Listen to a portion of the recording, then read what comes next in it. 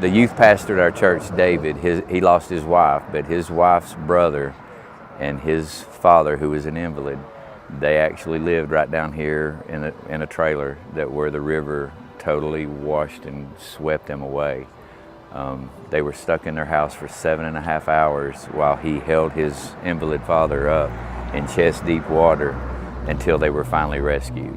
And it's sad to see them when they come in, because when they do come in, it's like they're kind of just blank. And I think that there needs to be more, maybe psychological, help for people that's, dealing with everything that's happened. For 4 or 5 days I was trying to run up here and check on Richard, one of our church members, to make sure he was all right. And I kept driving by this one area that I found out like 4 or 5 days later that they found, when the dive team had actually come in, and they found a van with a mother and 4 little children, up underneath the water.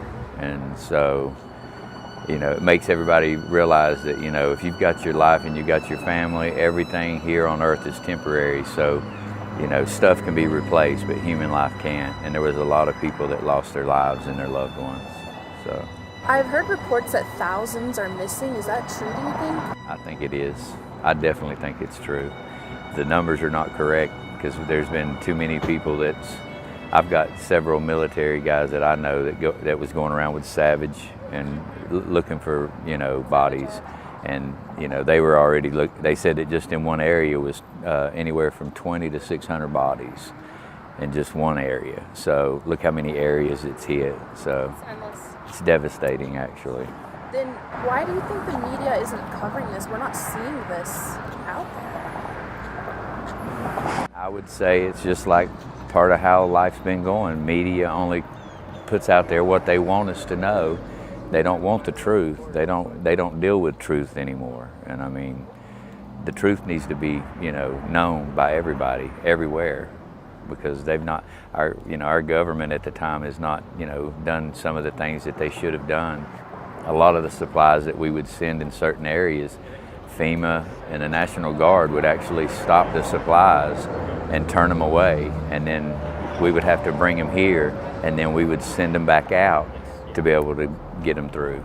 So I was just saying how that they actually, a lot of families that I've spoke with, they actually were told to evacuate, but they were told to evacuate way too late, because by the time they were told to evacuate, the water was already coming into their homes. And I mean, there was a mother that had children that was getting ready for school, and then the one son was like, "Hey mom, the water's in the yard." And then by the time she was still doing what she was doing, the water was already in her house, and then it was her trying to rescue and save her kids. When So do you think the dam broke? I don't. They still have not said whether it broke or whether it, because there's somebody that's been up there, and they said, and he was military. He said that he's seen big pieces of the, big chunk of the dam. So apparently they said that the doors malfunctioned and they couldn't get them to close, and so it started dumping, and that massive amount of water. It went from there, because so people were actually driving, trying to get away, Getting on the and then roofs. that's why there was so many cars swept away, because they were trying to evacuate, but they didn't get time to evacuate, so they lost their lives. And a lot of people won't ever be found. There was an encampment down at Bleachery Road that had probably 60 encamped homeless people on the river, and that's gone. And I mean, and just from the military buddy of mine, Eddie Novak, he's Purple Heart soldier from Afghanistan. He was going around with Savage finding bodies, and the stories he told me was heartbreaking. And I mean, they're still finding them, but the reality is they're not gonna find a lot of bodies. So y'all pray for our state, Swannanoa, and if there's anybody out there that wants to donate, please help us help the community and all the surrounding communities. So thousands of people missing, that's more than 9/11. Yeah. And they're not talking about this. This is the first time in American history since 9/11 where this amount of people have died. Yeah. It's like a century ago, there were, water levels that were close to comparing to over 20 feet in Asheville, during, 1917. Yeah. So this is This road's record. this was way bigger. And I mean, if you go down on Swannanoa and you see how little the river is, and you see the banks, you've seen them down I mean, there. the water level is The water level, okay, completely that's what it low normally now, but that's before it was that's what it above. normally was. And then if you look on your left, you'll see the buildings. It was at the top of Carpet City or whatever, right there on the left. I mean, somebody had videos showing that the water, that's like 50. I mean, you know what I'm saying? That's like 50 feet, not really 30 feet. Just depending on what area you're at, depended on how high it went, and it's devastating.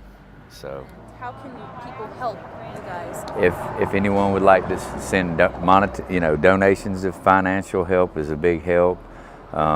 We actually feed all of our community. We actually feed all the workers, anybody that's using their equipment, they're taking their time, because it's the hard-working men and women that have come from all over the states, which has been a godsend. And they're the true heroes that's helped us get people and families off of their mountains, to be able to get food, to be able to get water. So it's not our government, it's not all of them, it's actual people like you and other people that care enough to take their time from their schedules. So